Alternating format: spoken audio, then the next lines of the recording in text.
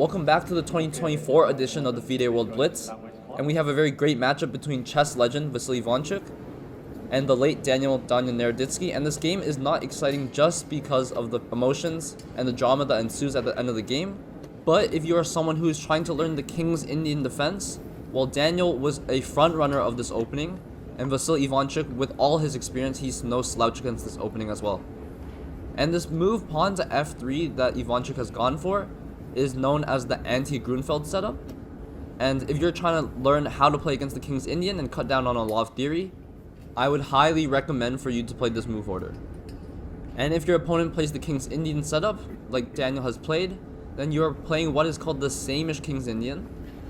Now Daniel, he has moved his knight back to d7, which allows his bishop to see a little bit better. And he's also planning to strike the center with a very thematic pawn to c5 or pawn to e5. These are the main two breaks in the King's Indian defense. So something to keep in mind if you're trying to learn the opening. After knight e2, c5 is played by Daniel Naroditsky. When the f-pawn moves in the King's Indian defense, c5 makes a lot of sense because the dark squares in white's position are quite weak. And so this allows the bishop on g7 to still see, unlike the move pawn to e5. And here, white always has a lot of decisions. If they push their d-pawn up one square, like Ivanchuk has done, then you create weaknesses like e5. The knight has now jumped into e5, and now Ivanchuk has played the move pawn to a4, restricting black's queenside expansion.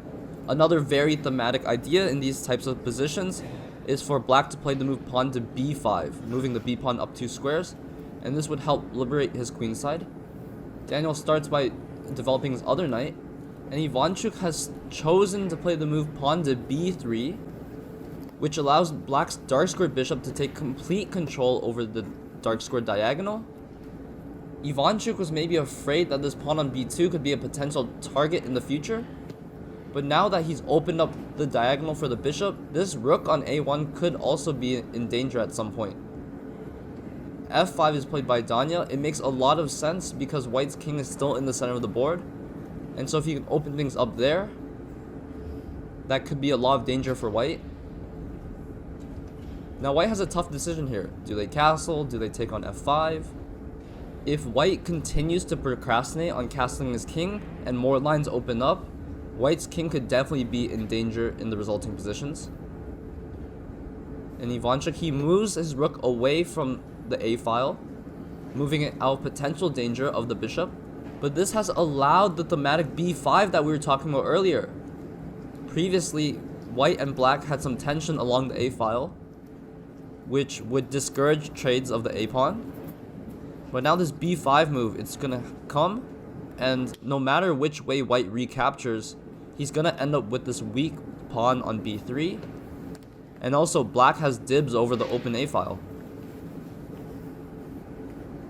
And Ivanchuk, he's realized he's made a mistake. And he has to choose how to recapture. I think the most natural way to recapture would be to take with the a-pawn towards the center. And after black recaptures with his a-pawn, maybe put the knight on b5. That could be one idea, but still this b3 pawn will be such a weakness in the resulting position. One other way Ivanchuk could consider recapturing is to take with both his pawns on b5, and that would give him double isolated pawns on the b file, which look really ugly and weak. But at the same time, if those pawns can survive in the endgame, that b5 pawn might be a strength in the future.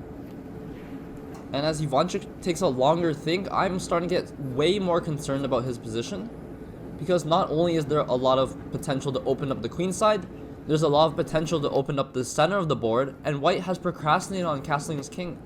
His king is still in the center of the board. Ivanchuk is also now down to 47 seconds. Well, Danya, he still has 2 minutes. He just dipped below 2 minutes. Black is definitely in the driver's seat in this game.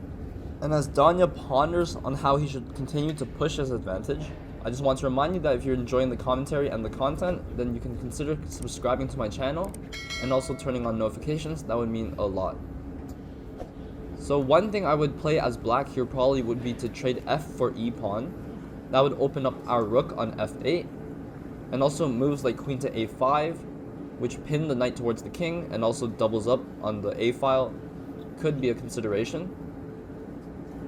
One other benefit of this f-pawn e-pawn trade is that the light squared bishop on c8 will now be opened up, and exactly like we predicted, there has been a trade in the center of the board. Now this knight on e4 could be pinned. The bishop could come out to f5, pinning the knight towards the queen. That could be one idea. And just notice the weaknesses in white's position. This pawn on d5 isolated, weak. This pawn on b5 isolated and weak. This pawn on b3 isolated and weak. And so after the queen comes out to a5, bishop to d2 was not possible because black would have taken the pawn on b5. Instead, Ivanchuk, he blocks the diagonal with his knight, which protects the b-pawn. And now Danya, I think he smells blood in the water. This king has been in the center way too long, and he starts by taking on f3 with the knight, sacrificing the knight, and then he takes with the rook. So black here, they sacrifice their knight for 2 pawns, but now white's king is stuck in the center of the board. This bishop is probably going to come out to f5 or g4, and then the other rook might stay on the a file. It could also double up on the f file with the other rook. Ivanchuk is also down to 25 seconds. How he's going to navigate the position with so little time on the clock. King to d2, running towards the center of the board, trying to get away from this scary rook on the f file. And now it's probably a big decision between bishop f5, bishop g4. One other idea could be to inch the queen a little bit closer, like queen to b4. But after bishop d4, has Danya blundered? Rook to a1 attacks the queen, and the queen has no squares to run to that would protect the rook behind her. Oh my goodness, what has Danya done? Rook to a1 is played by Ivanchuk with 10 seconds left on the clock. And he's realized that he's looking at the position in such disgust. He's blundered away his rook. How will he continue the game? Now, he could trade on a1 and have a queen for 2 rooks, but he decides to throw in a check. He brings out his other bishop, going for piece activity. And he's traded off what? A rook for a queen? Ivanchuk, he runs king up to d3, running into the center of the board.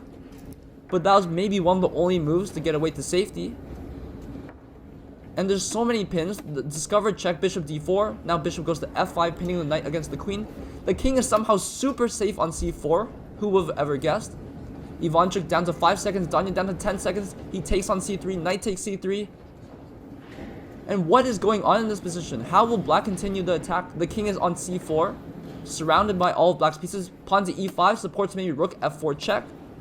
Ivanchuk, he jumps up in surprise. He takes the rook on f4, simplifying into a winning endgame.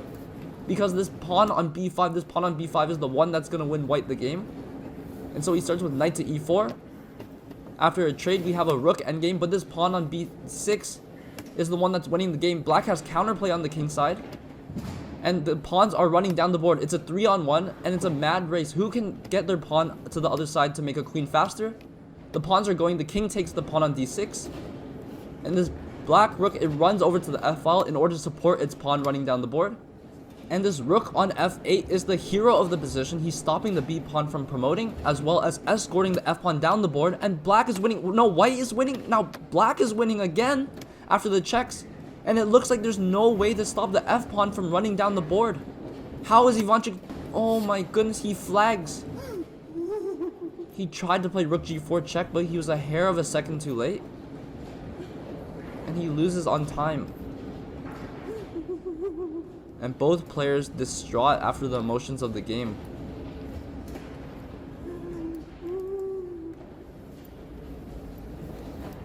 Amazing fight from both players. Naroditsky, he was winning out of the opening. He played a brilliant knight sacrifice in order to open up the position. At some point he blundered it away, and Ivanchuk was winning the endgame, but the complications were just too much for a time scramble. If you enjoyed the commentary and you want to see more videos like this, please consider subscribing and let me know in the comments. I'll see you guys in the next video. Bye.